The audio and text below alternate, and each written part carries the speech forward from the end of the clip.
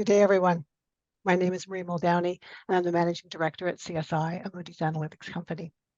Today, you're joining our webinar about diversity, equality, and inclusion, DEI, in financial services. We are focusing on the positive impact of DEI in the intersection of advisors with clients. The subject of DEI is delicate. The aim of the webinar is to stress the importance of DEI and sets up some of the background considerations, and then how diversity of our organizations mirrors that of the diversity of our clients. So it's a dynamic that we're hoping to focus on today. I'd like to start with a land acknowledgement. Canada, as we are across the country here, is situated on the traditional territories of many First Nations, Inuit, and Métis people. Places that have long served as sites of meeting and exchange, which is what we're doing today. We recognize and respect the traditional custodians of the land and the waters on which we meet today. So just a few housekeeping items. Today's webinar is being recorded. If any ratings, financial reporting analysis, projections, or any other observations are made as part of the information here, they must be construed solely as statements of opinion and not statements of fact or recommendations to sell, purchase, or hold any securities. We ask that no one record this webinar without Moody's explicit written permission. And lastly, no one has permission to quote any of the comments made or questions asked by the webinar audience. Additionally, all views and opinions expressed or referred to by the speakers are solely those of the speakers and not the views, opinions, policies, or positions of the Canadian Securities Institute or the institutions the speakers are employed at or are licensed under. So all members of the audience are currently on mute. If you have a question, please type it in the Q&A box on the lower right-hand side of your screen. So today's session will be moderated by Rui Barreto. He's Director of Business Development here at CSI. So I'm going to turn the session over to Rui, and he will introduce our panel. Thank you, Marie. Good afternoon and welcome to our webinar, Diversity, Equity, and Inclusion in Financial Services, Connecting Advisors and Client Success. I'm Marie Barreto, and I'm honored to be your host for this crucial conversation within the financial services industry. Our panelists joining us today are Jeffrey Allen, Senior Manager, Role Design and Execution at RBC. Next, we have Manoj Kandavil. He works as a private client market lead at HSBC Private Client Services. And finally, we have Farah Kamat, who is a co-founder of Trade Life Cycles. The world of finance, with its complexities and global reach, plays a pivotal role in shaping our economic landscape. However, it's a sector that has faced its fair share of challenges in ensuring equal opportunities and representation for all. Today, we have gathered a group of esteemed panelists and industry leaders to dive into the realm of diversity, equity, and inclusion within the financial services industry. The importance of DE&I in financial services cannot be overstated. This sector is entrusted with managing and allocating resources that impact people's lives on a daily basis. It's essential that individuals shaping these decisions are as diverse as the communities they serve. In this webinar, we will explore how fostering diversity, ensuring equity, and promoting inclusion are not just ethical imperatives, but also smart business practices. Throughout this webinar, we invite you to listen closely to our panelists, submit your questions. We will have plenty of time at the end of our presentation to answer as many questions as possible. For those that we don't get to in this presentation, we will provide responses in our follow-up communication. So I want to thank you all again for joining us as we collectively seek ways to advance DE&I in the financial services sector. And I would turn the presentation over to Jeffrey. All right, good morning, Marie. Good morning, Marie. Good morning, team. Thanks so much for having me. And thanks so much for taking time for such an important topic. I want to take some time today to talk about a couple of key points around DEI within financial services and the role it plays in client and advisor success. We're going to talk about 4 key things today. We're going to talk about the current state of DEI initiative in the industry. We'll talk about the framework required to overcome objections and gain buy-in. We'll talk about the role of metrics and accountability, and if indeed they do play a role. And lastly, we talk about the importance of diversity in leadership, as well as the client-facing role and across all levels of the organization. I'll start with the state of DEI within the industry relative to Canadian demographic. I think that as far as initiatives go, I think indeed we have kept pace with Canadian consciousness and awareness as we've evolved as a nation. This is Canada. This is the most diverse and welcoming country that ever existed. And I think we do diversity and inclusion like no one ever has. I think we're an incredible land that's home to people from all over the world. And we represent the best of all nations, colors, creeds, religions, genders, sexual identities. People come here as they are, and they're free to be their authentic selves. And as a nation, we continue to evolve and grow, and our cultural identity becomes richer as we become more self-aware. And Canada leads the world in this respect. As we grow, we ask hard questions about inclusion and equity, and we seek solutions in the form of these DEI initiatives. As we welcome more newcomers and more new Canadians, we've evolved with new perspectives and we've gained new insights. We've looked at ourselves and we've seen areas of growth, and we've been curious, and we've leaned into challenging conversations. I think we found teachable and learning moments as we gather to talk about polarizing issues. We know it's hard, but we're willing to do the hard work and be uncomfortable to get there. I think that you can see that in the conversation we've had and the conversations we're having. It's a long road, and we have a ways to go. I think forums like this serve to elevate the discourse and continue the dialogue as we share our voices and we can all be heard. I think that we've made incredible progress from where we were 10 or 20 years ago. I think that we're more aware, we're more engaged, we're more educated, and we're more diverse. I think we lean into challenging conversations, and I think we have incredible initiatives to learn more, to acknowledge where we were, where we are now, how we got here, and what we hope for the future. But I think the future is still being crafted, and it requires work. And I think we've made incredible inroads in terms of truth and reconciliation, and gender parity, women's rights, LGBTQ, and BIPOC inclusion. I think we've acknowledged certain aspects of our history of which we're not proud, and of which we're working to move forward collectively in truth and ownership. I think the next step is how we transition from awareness and initiative towards inclusion. And that's the piece that lies in execution. And how do we leverage our learnings and our insights in providing a more just and equitable world, country, workforce for all who call Canada home. But whenever we execute these initiatives, there are instances when we're winning hearts and minds that there is resistance and sometimes lack of buy-in. And as we begin to think about exploring these initiatives, we have to think about how we address objections and lack of buy-in. I think a couple of key things are required. 4 things. I think it requires courage and patience and empathy and understanding. I think this work requires all of us to actively participate. And the work of DEI does not fall solely to those who were marginalized or underrepresented once upon a time. I think all of us require courage to lean into what perhaps can be uncomfortable conversations. I think we've all come to know and realize that no growth occurs within our comfort zone. I think we have to be courageous knowing there will likely be things said and heard we wish we didn't hear, we wish others didn't say. But I think that courage allows us to remain present in the midst of challenging work. Courage requires us to show up when we know we're going to be vulnerable. And I think from courage, we transition to patience, because patience is required when the load is heavy and the road is long. This change and this process will not happen overnight. As I mentioned before, it takes all of us, and it will take time. Where we are now today is a product of decades of work by pioneers and champions, and we stand on their shoulders. Now, this is a challenging point because there will be moments of frustration and pain and personal moral injury, but patience keeps us invested in the solution and committed to doing the tough work. From patience, we need to lean in with empathy. This is a journey, and we're still in our infancy. And the way we react to different perspectives will dictate our success or our failure. For these dialogues to occur, we'll need people to show up as they are and where they are. And we will need to meet everyone halfway. And this is where we need empathy. I think that people will make mistakes. I have, you have, we all have. We'll continue to make mistakes along the journey. But I think that's part of the process. And empathy is what allows us to find common understanding and common goals around our common humanity. I think we need empathy to understand the different perspectives and find common meaning and understanding even when we're injured.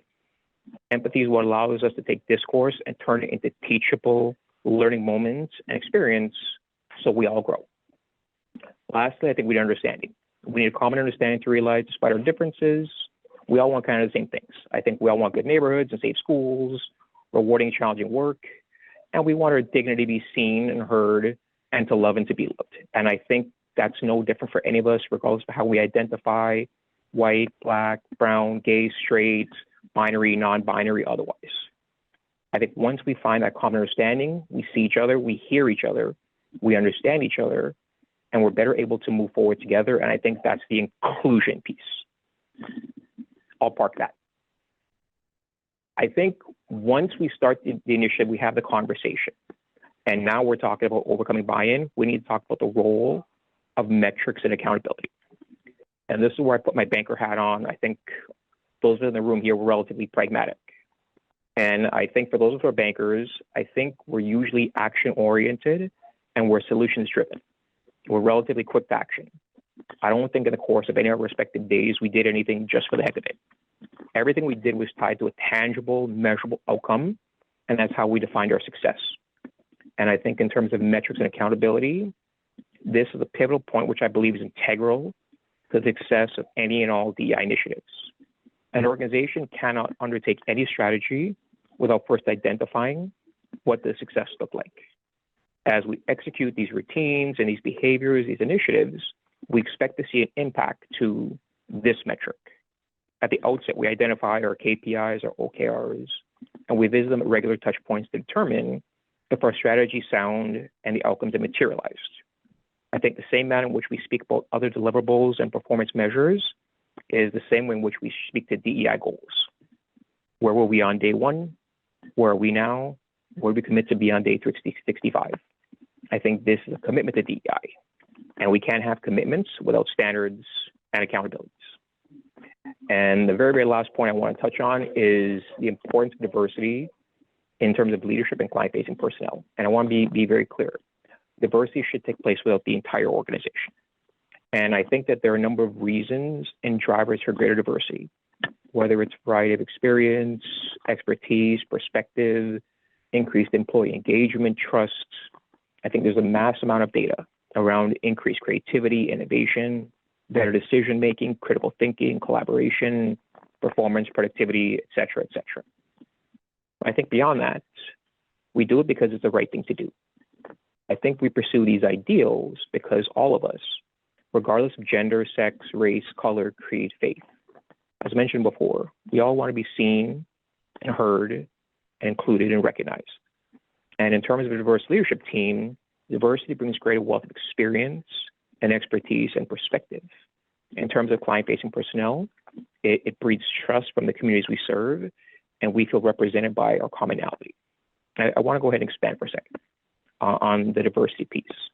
I think diversity in and of itself is a goal, but I think it's a waypoint. I think you can have diversity and still not be equitable or inclusive. You can have diversity and still have groupthink. You can have diversity and not be representative. I think diversity is just the beginning. Ultimately, we're aiming for equity and inclusion and richness in thought and dialogue. And an organization can have diversity, but unless diversity is leveraged to learn, to remove bias, to amplify voices, to change the way we work and transform culture, it will never realize efficiencies and it will never drive gains. Diversity is the starting point, and these dialogues are the catalyst to move us forward to equity and inclusion.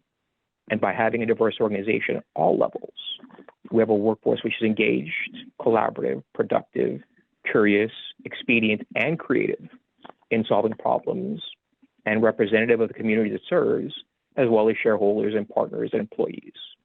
I think diversity, equity, and inclusion serves to evolve the way we work for a richer outcome on multiple fronts. And I'll pause there. Thank you, Jeffrey. I really enjoyed hearing your description of that. I also like how you kind of indicated that it's okay to make unintentional mistakes, right? We all have a place that we kind of go in a certain direction. And as long as we're learning from our mistakes and moving the initiative forward, it's always a positive place. So thank you for sharing that and indicating that it's okay to have thoughts that sometimes just need a little bit more clarity and foundation behind it, and setting us on the right path. Manoj, if I can turn it over to you and have you walk us through your presentation. Thank you, Ru.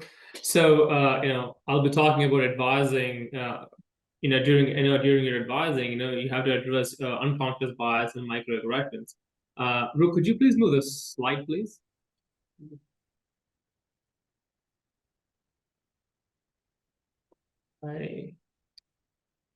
I see the same slide. I'm not sure why, but anyways, so talking about microaggression, microaggressions and unconscious biases, they're the same topics. They're related, and they can affect workplace culture and performance. It's important to know the minor difference they have. So microaggression is a term used to describe the subtle, often unintentional expression of prejudice or discrimination that target marginalized groups or individuals. An example would be, if I get asked this sometimes, where are you actually from? So that's a microaggression. While an unconscious bias is a term that is used to describe the automatic and implicit attitudes and reinforce your stereotypes. A good example would be during your advising process, assuming that your younger clients can take on more risk compared to your older clients without knowing the full financial picture, right? It's also crucial for advisors to overcome these biases. And the best way to overcome them is one, try to be an honestly better human being. We all can improve every day. I tend to take 20 minutes in the morning when I'm doing my daily workout, just to listen to YouTube videos or podcasts, on just bettering ourselves. You could also attend workshops, seminars, and do ongoing education, right? It's also extremely important to have an open dialogue and create a safe space for people to voice their opinions. As Jeffrey mentioned, we all make mistakes, and when one of your colleagues mentions, hey, I think this, this particular statement you made I don't appreciate it. It's important that you don't go defensive on it, kind of reflect on it, and ensure that going forward you do the right thing, right? I'll also be talking about roles leaders and managers can play when developing or hiring practices that support inclusion. This is very dear to me, as I'm a private client market lead. I'm in Newfoundland, and we pride ourselves on diversity here.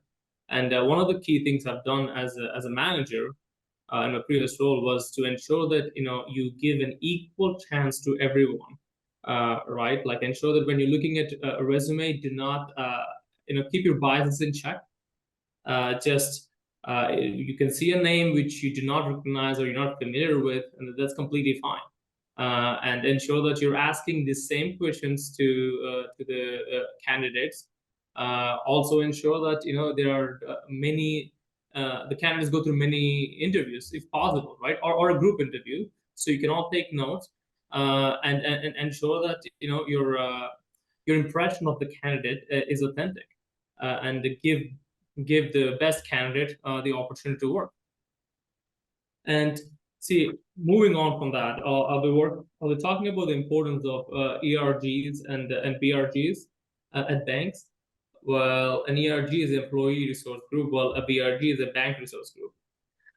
It's important because, see, when you're providing feedback to your organization, generally speaking, if the feedback is a collective feedback, it's taken much more seriously than individual feedback.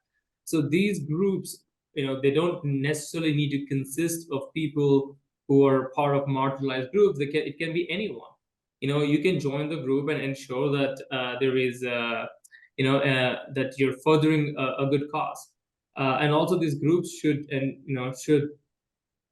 give safe space for people to voice their opinions, and collectively ensure that you're drafting up policies or recommendations to your higher management. That would help them a lot too. So I'm a big believer in ERGs and BRGs at the bank. Thank you. Thank you, and thank you for sharing. I really like your point on biases. I mean, when I think about myself, and as I came through the world of banking and finance, the one thing I did kind of do is I was influenced by a lot of leaders and their thoughts as to exactly what you said. This particular group, you should approach them in this particular way, and it created a bias that I tended to follow as a result of that influence. But to your point, as leaders, I think it's important that you set that example up front. Not everybody's the same.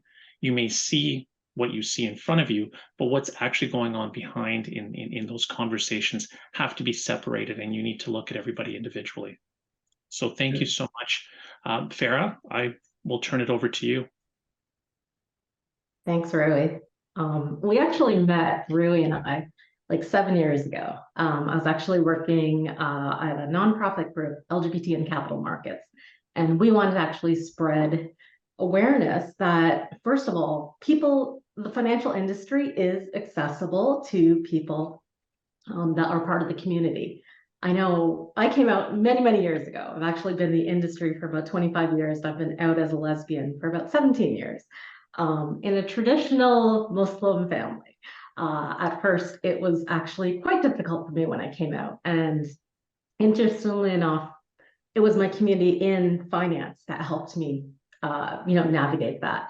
It was the clients I dealt with. It was my trading desk. We all worked very closely together, and they really helped me be like, "Hey, no, you belong. We're there for you." And so, you'd be surprised where your allies truly come from. I'll navigate you a bit through my experience. I'm not a traditional candidate when I started in finance. I actually went to college, went to George Brown, was part of the first financial planning program, and ended up getting all my CSI courses while I was in school. It was actually pretty cool because I was licensed as well. So when I applied to Merrill Lynch as a trader, I was nervous. I was like, there's no way I'm getting in. I don't go to a target school. I don't have a traditional background, but I ended up getting the job because they're like, how are you licensed already? It's just, I brought diversity to that group. It was, quite honestly, when I look back, it was everyone was white, everyone was male, and I was different. But at the same time, they celebrated that difference. It's when we talk about diversity, equity, and inclusion, it's not necessarily about the color of your skin, being a woman, being part of the LGBT community. It's about bringing different perspectives also. And that's where I think one of the pieces that advisors and clients really need to hone in on. It's every one of us is individual, right? So when you come to a client meeting, when you're pitching a new, type of business, just be yourself. That definitely has worked throughout my career. And things change over time. I found, when I first came out, people were very focused on my sexuality. A lot of times, keep in mind, gay marriage only was legalized in Canada in what, 2003? And I came out in 2006, 2007. So a lot of times I also took on the responsibility, which I don't feel we need to necessarily have now that we've evolved, of educating people about, I'm just like everyone else. I may be the first lesbian you've ever met. That's another thing too. Like, it wasn't as comfortable. Now I'm very proud to say, a lot of companies have done a very good job at allowing people to be themselves at work, being comfortable, being their full authentic self. And so that wasn't always the case back in the day, but I always took it on myself to be like, hey, if they get to know me, I may be the only lesbian person, woman of color they ever meet, I could change minds. So I always took that approach. And I think that, being authentic, being myself has always kind of worked. I'm also huge on relationships. Rui knows this. Like, I love meeting people. I love talking to people. And really pushing aside it's not about, I don't like small talk. I go straight into the, hey, what's your life all about? What's been your challenges? What makes you happy? What do you look at YouTube? Like, 3 years ago, actually, I bought a farm. You probably know, a lot of people know, I love animals, always have loved them. and bought a farm, moved out to Quebec. I realized something though. It is really difficult when you don't speak French and you live in a small town in Quebec. And so I kind of also realized, and one thing I want to emphasize to everyone here as I go through this and go through my talking points is change is inevitable. It happens. And it's like empathy is so important because I hadn't realized, like my parents, you know, they migrated from Pakistan many, many years ago. I never realized how hard it was to be an immigrant until I moved to Quebec and don't speak the language very well. So I get nervous when I'm buying something, when I'm having to make a conversation in French. And I never thought about that as, you know, my parents or any of the immigrants that come to our country, how hard it is to just navigate in English. And it's these small things that you just have to really look at and see, oh my God, like, let's make it easier for them. Let's stop the jargon in our industry. Even, you know, when we're talking, a lot of times we end up being very finance focused and forgetting our audience who we're talking to. Not everyone knows all the jargon and all these, you know, terms. And I think that's super important. I think one other piece about building relationships though is be yourself, be fun. Like I learned early on from one of my bosses, he said to me, it's just like, you know who I hire? And it's, you know, like he was very, you know, open about a lot of things and really helping me throughout my career. But he's like, I want to be with the person that I want to have a conversation with and really learn from.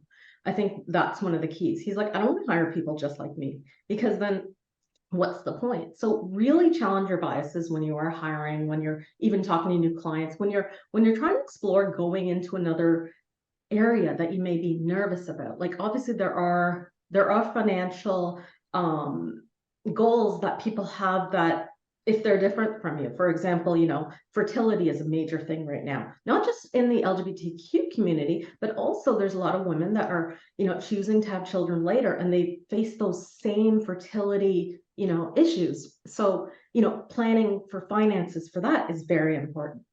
Disabilities as well. I personally, you know, 5-6 years ago ended up with a disability. It was very difficult in that sense. But one of the things I really found was I was open and honest about it with everyone because it was so challenging for me. So I actually found so many allies that were there to help me. Even I remember one of my SVPs, you know, I was telling her like traveling is hard and I present to a lot of people. I sometimes like I have vertigo. So I end up getting very dizzy at times if I'm talking to different people. And she's like, you know what, even if you're in the middle of a presentation, even it doesn't matter what you're doing, if you need 5-10 minutes, go ahead and take that time and just be like, guys, I need a break. I'll be back. And it's those type of ways. It's not the grand gestures that people say that is just like DEI is important to us. It's your everyday life and how you treat people that maybe, you know, having challenges you don't even know about, right? The simple things like I will never again take for granted how waking up in the morning and not feeling dizzy is a big blessing in my life, right? And it's these things that evolve as you go along. I want to go on to the next slide, please. Because one key focus that I think everyone needs to understand is intersectionality. We talk about it a lot of people don't understand it, but it's like we lean into different things at different times. So for example, with me, you know, about 15 years ago when I first came out, everything about my life was about everything's changed. I have a new subculture, I have new friends, just everything in my life was different at that time. So it was very much about my sexuality. But as I got older, like I'm a mom as well, and my son's 19 years old. And, you know, now my real, you know, goals in life, what I'm looking at is more about, okay, he's my co-founder of my company. He's a tech genius. And it's like, he's the one that encourages me to be like, hey, try these new things. But it's about different things at different times. So my sexual orientation isn't that, you know, I wouldn't say not that important to me, but I'm blessed to be in a long-term relationship with, you know, an amazing woman. And I'm not looking for that anymore. Now I'm more leaning into, interestingly enough, my identity as a Pakistani Indian person. I never really focused on that. I grew up in Toronto, in Etobicoke, and wasn't really like learning my own language wasn't that important to me. All of these things. And actually, you know, this weekend, my mom was in town and I asked her, I'm like, what was my great grandfather's name? what did he do for a living?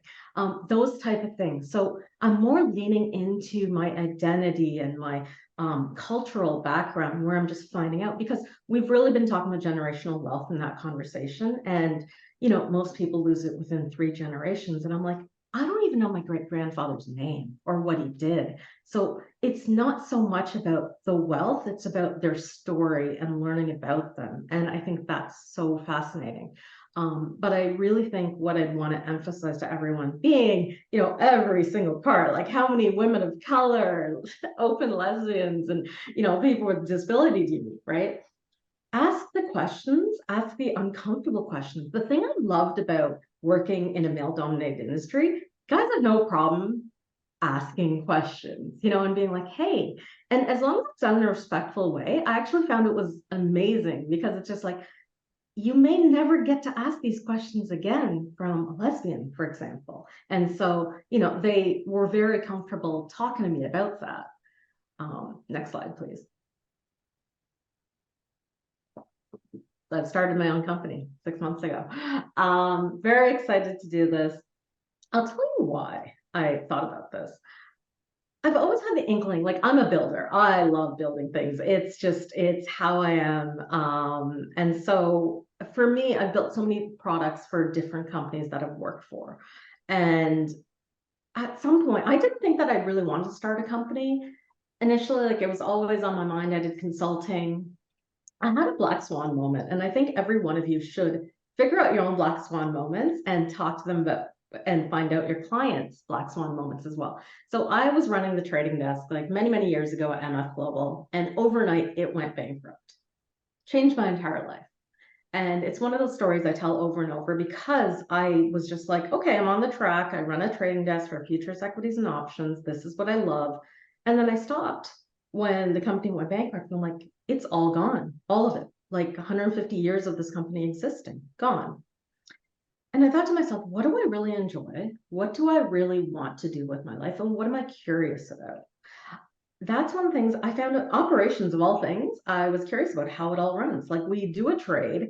I don't know how it settles. I don't know how any of that stuff works. And I think to be a better trader, personally for me, I was like, I need to understand that piece. So I started consulting in that world.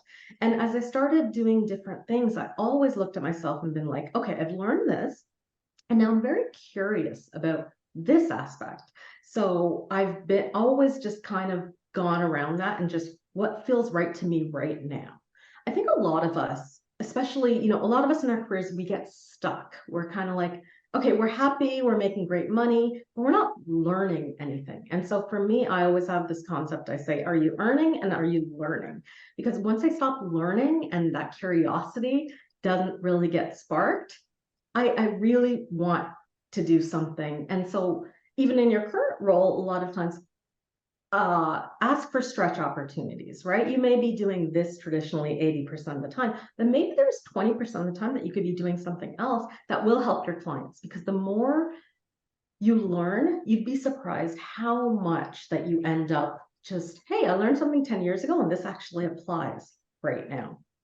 I actually think that people in the LGBT community are some of the best risk takers in the world. And I'll explain why.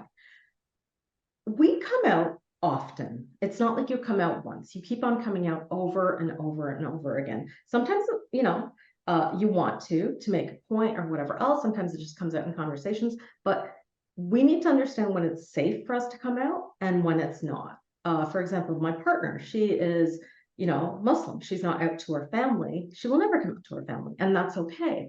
And that's another thing that I feel like within the DEI community, it always feels like we need to be the ones that have all the answers, and we don't. It is complex navigating different situations where, someone's out, someone's not, about our identity. Not everyone's the same. And I think our uniqueness is absolutely what we need to celebrate. And that's where I really think that you can't look to people, in the DEI community as having all the answers. I'll leave you with this.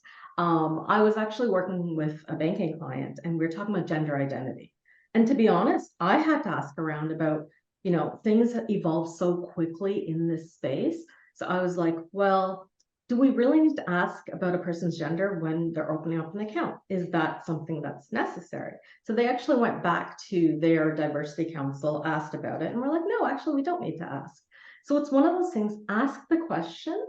Nothing is ever written in stone. Like this entire 5 years from now, the industry is probably going to be looking a lot different than it does right now. But it's just be curious, ask the questions, take those calculated risks. And I thank you for your time. Thank you. And for those of you that have not met Farah, I just want to kind of explain my first interaction with Farah was, as she mentioned, 7 years ago. And she didn't just come with an idea, she came with a vision. And her vision was, how do I help my LGBTQ community feel comfortable moving into a place such as finance and allow them to kind of have this safe space where they can ask questions, engage with each other, learn from each other, but not be afraid to step into something that feels uncomfortable. And if you get a chance to connect with Farah, you will instantly get that sense from her approach, her energy, and her drive in building these businesses. So thank you, Farah, for sharing your story. I do have a question, and Farah, I'm going to point this one to you. How do you translate DE and I into client interactions? I think it goes back to being authentic and talking about, I find personally, when you share something about yourself, a lot of people are willing to share things about themselves. So it's become vulnerable by sharing something first about yourself. It's a lot more easier. For example, if you come with, like my background, my parents didn't have any financial literacy whatsoever. However, my grandfather was ridiculously loaded. And so he never taught his son or any of his children about finance, right? Imagine I was going to a client and talking to, like, I used to have clients that had family offices back 15, 20 years ago when it was very early on. Having a conversation where I would approach it like, I know financial literacy does not come, easy to everyone. A lot of people, with their parents or their grandparents, I love to understand their feelings about money and how, they grew up. And what was talked about when it comes to money. So I'd share that personally myself first.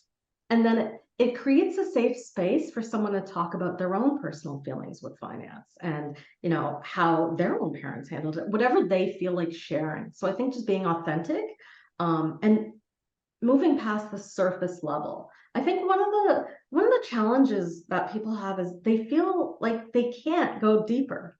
But that's actually what really creates those relationships. So I'd say, yeah, start with your own story and, ask clients some important questions. Yeah, actually, and you know what, Farah, your response was so engaging that I'm going to ask the same question to Jeffrey and Manoj. And I'll repeat the question is, how do you translate DE&I into client interactions? And I'd love to hear your thoughts on that. I'll go first on that, if I may. I would think it starts by being curious. I think we need to have the conversation and realize that, again, different journeys, different perspectives. We've all brought a different life experience, and the way we look at finances, the way we look at cash, at credit, at debt, at investments, it's very different for everyone. And I think just the comfort level in having those conversations, again, are very, very different. So I think being curious, being open, and not having the viewpoint that this is every client. You're at this life stage. This is where you should be. This is what your hopes and your dreams, your goals should be, because that's going to be very different for everyone else. So I think it's a matter of being curious, leaning in and having the dialogue and not prescripting, not providing answers.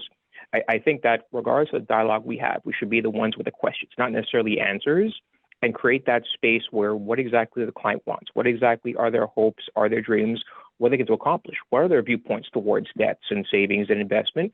But I think you have to have the curiosity, but also create the safe space that there is no wrong answer. And I think taking that a bit further, and this goes back to the DEI framework, I think visibility and representation is a very, very key piece. And I think that's one of those things that drives commonality and trust to know, A, it's possible, and B, if whenever we see people who look like us, we can have a greater affinity to understand, to relate, to think that there's a similar life journey.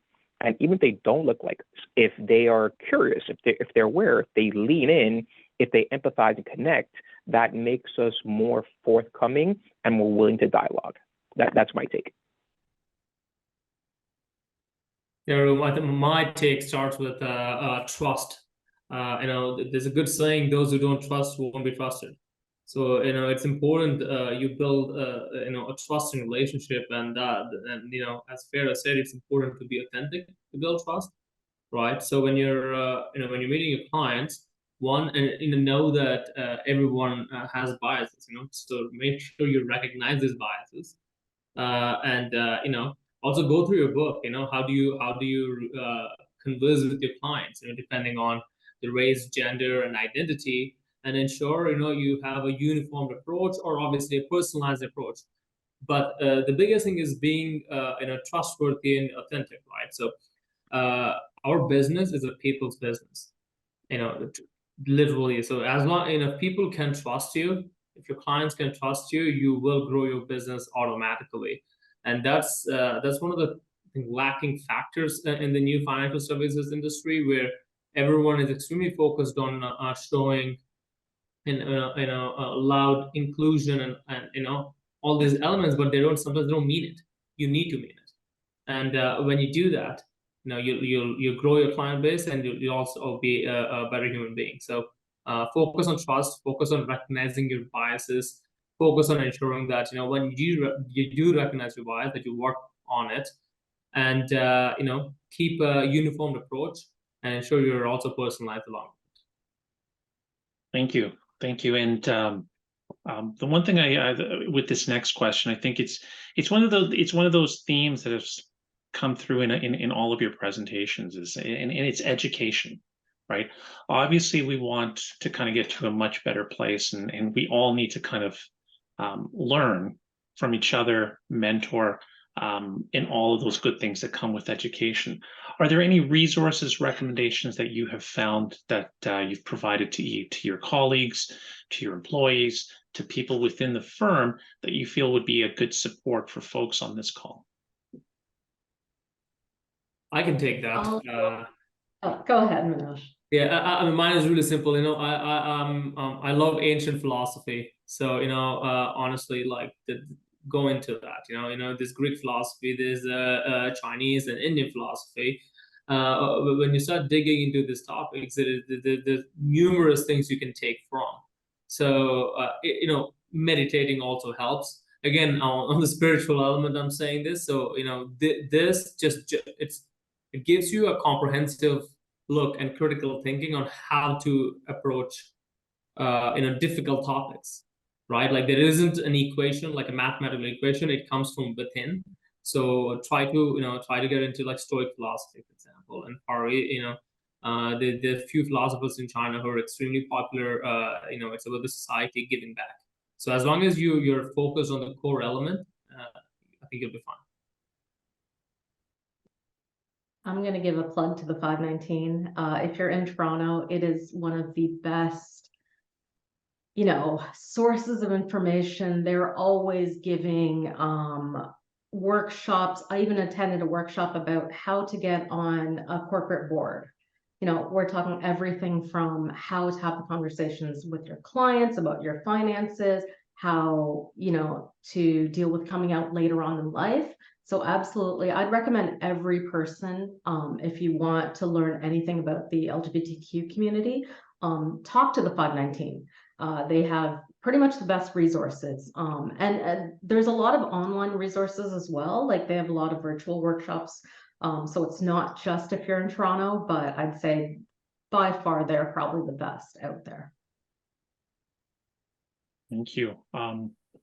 This next question, I will turn it over, and I think it applies to Jeffrey. So Jeffrey, the question is what key strategies or best practices can organizations implement to ensure that their DEI initiatives are executed effectively? Rory, that's a fantastic question, and I would go back to comments I made earlier. And first, I'd say, okay, let's talk about metrics and accountability, because we're going to craft the strategy. And at the start of the strategy, we have to ask ourselves, okay, what exactly are we looking to accomplish and where are we today?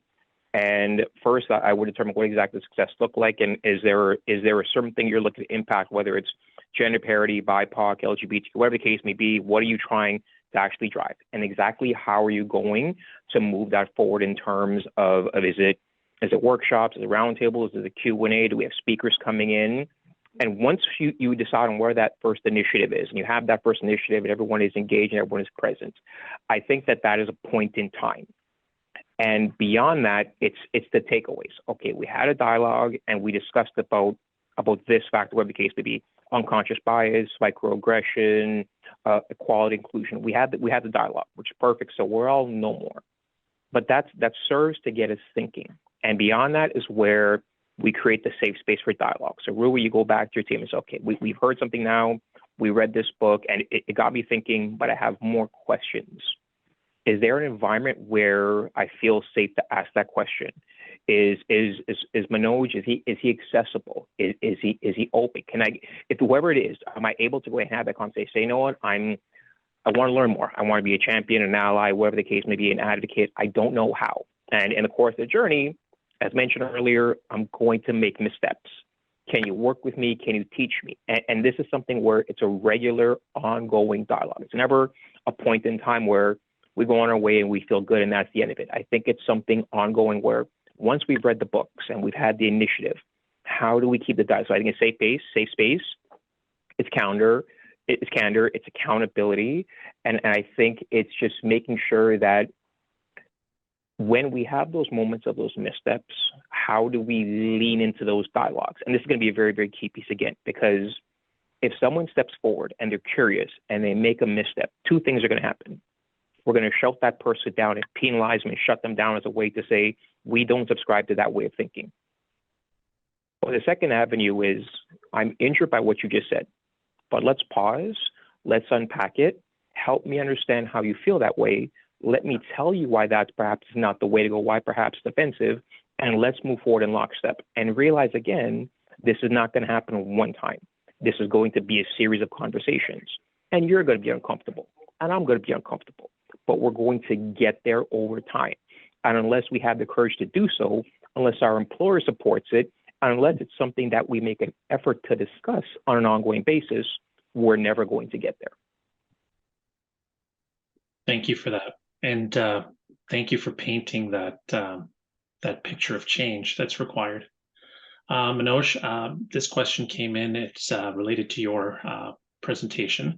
And the question is how can we effectively raise awareness about microaggression and empower individuals and organizations to address them proactively and create more inclusion environments? The key is to ensuring you know what a microaggression is. So I think educating yourself, it starts with that, and ensuring there are courses or webinars by your employer to ensure that all the employees are well aware of the unconscious biases or microaggressions.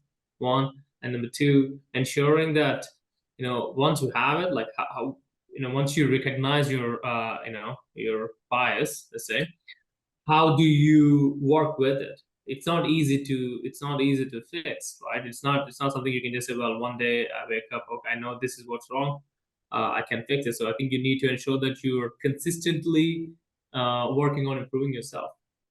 That could be talking to your colleagues, or talking to people whom you trust, and telling them, hey, this is what it is, like what can I do? So consistency is the key. So I would say consistent learning is key in the approach. Thank you. Question for Jeffrey. Can you describe your career journey and how you've been able to navigate in the industry? All right, Murray, it's strange you mentioned yesterday was 16 years with RBC within the same organization, and it was my first job right out of college. And I started and I worked part-time as a frontline teller. And I'll tell you that I knew absolutely nothing. I probably still know nothing today, but I knew even less back then. And I was very hungry. I was very driven. I was very ambitious. I had high goals and aspirations for myself. And I always had a desire for greatness, for what it's worth. And I met a woman, and she did not look like me, but she was a phenomenal woman and a leader within our industry. And she transformed the organization, and she introduced me to other people. And 16 years ago, there were not very many people. There was not a great deal of diversity within the organization or within the industry. And I will tell you that I would look and I would see people that I admired professionally and personally for what they were able to accomplish. And I never had the option of being average. Average was an option. I had to excel. Excellence was the only option for me. And I doubled down on my education, on my skills, on my capabilities. I gained every certification that I could. I asked as many questions as I could. I pestered the life of everyone around me who was further ahead in their career in terms of how they got there. And I just doubled down, and I worked exceptionally hard to get to where I am. And I would look ahead and I'd see someone who accomplished amazing things. And I would mirror, hopefully, aspects of my career on theirs. And whenever I was given an opportunity, I'm going to pause. And I want to make this point very, very clear. I tried to work very, very hard. And I believe that I am talented and I've accomplished certain things. And ego aside, I would tell you that I'm awesome. But I'm not here because of my hard work or my talent or because I'm awesome. I'm here because someone gave me a chance, someone gave me an opportunity, someone believed in me and said, hey, that random guy over there, he's got something. Let's give him a chance. Let's give him a seat at the table and see what he can do. And that happened for me many times throughout the course of my career. Someone believed in me and they gave me a chance. I had to work my butt off. Fullness, fair disclosure, because every time someone believes in you, you have to make sure that you don't squander that confidence. So I worked exceptionally hard, but people believed in me and they gave me a chance, and I had advocates and allies who did not look like me. I still had to show up and double down my education, my work ethic, but I had people who believed in me.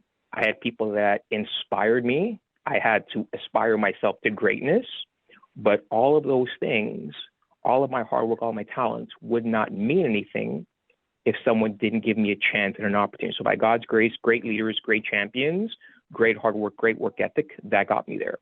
I saw a question in the chat about how do I get my chance? Start wherever you are. Show up wherever you are. You have to start at the very bottom of the ladder and work exceptionally hard and show up every day. Again, in fairness, I don't think we have the option to be average. Don't show up to be average, show up to dominate and be exceptional.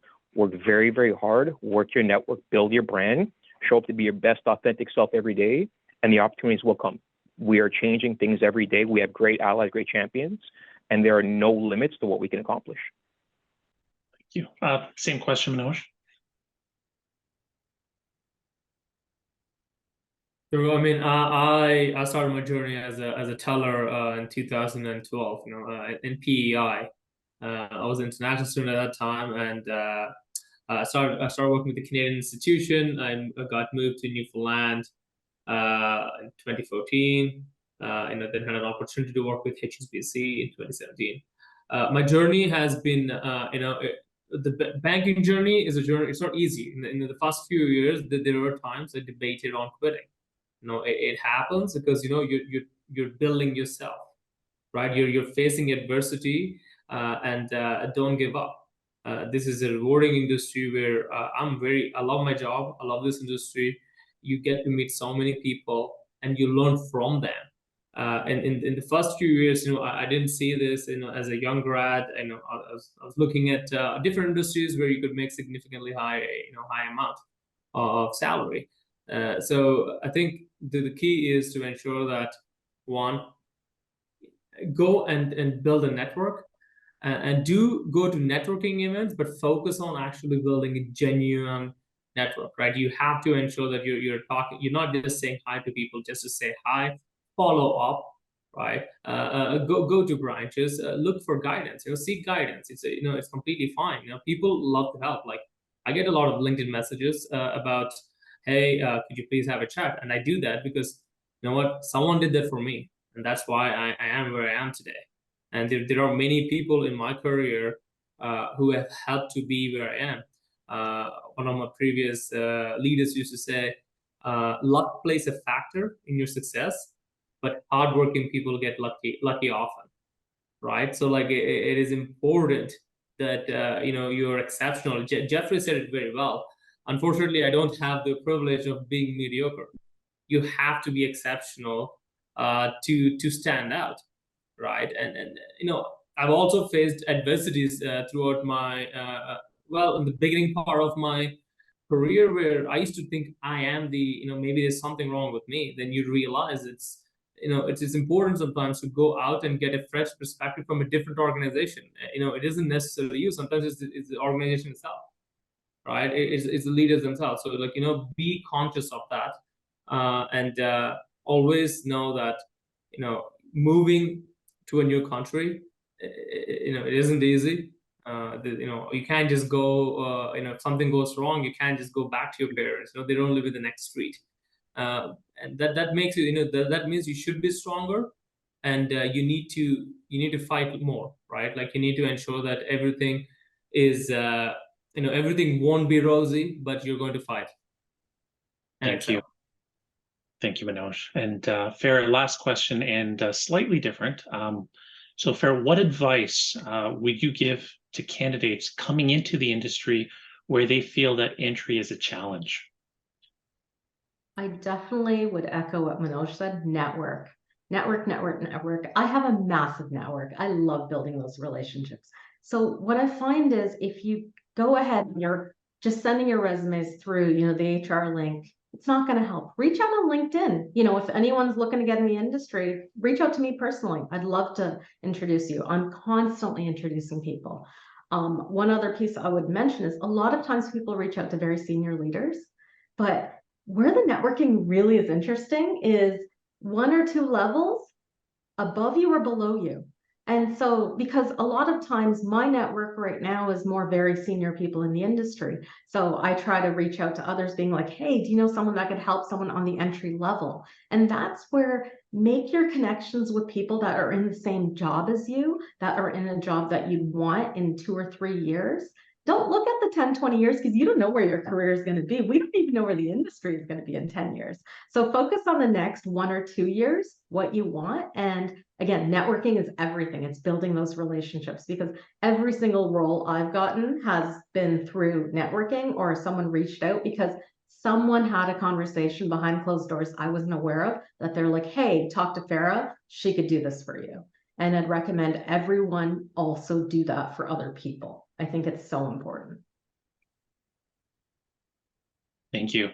Marie, I turn it over to you. Great. Well, thank you. This concludes our event.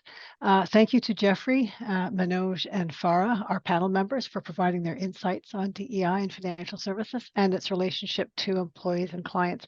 It's really a hard topic to get wrapped around, and I think our panelists have done a really good job of pulling in the various aspects of DEI and helping us see how that perspective can aid in our client relationships as well. So thank you, Rui, for moderating. If you have any additional questions, please email designations@csi.ca. We will be producing a replay of this event that will be available in the coming days. If you have any questions, please don't hesitate to ask. So thank you for attending. Have a great day and good luck on your path in financial services.